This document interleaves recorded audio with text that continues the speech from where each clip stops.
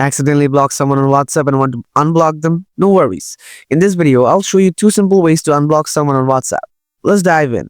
Method 1. Unblock from chats. If you have a previous chat history with that person, you can unblock them directly from chat box. To do this, open WhatsApp, go to the chat box of that person you want to unblock. Tap on the profile icon of that person on the top of the screen. Then scroll down to bottom. Tap on unblock. After that, you can have chats and calls with that person once again. Method 2. Unblocking from the settings. If you don't have previous chat history with the blocked person, then follow the second method to unblock the number. Open WhatsApp, tap on the 3-dot icon on the top right corner of the screen.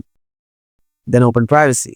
Scroll down a bit and tap on blocked contacts. Here you will find all the contacts you have blocked previously. Tap on the contact you want to unblock and confirm. Now you can have conversation with that person again. These are the 2 simple ways to unblock someone on WhatsApp using your Android device. The process on iOS is pretty much the same. If this video helped you, feel free to let us know in the comments. Thanks for watching, and I'll see you in the next one.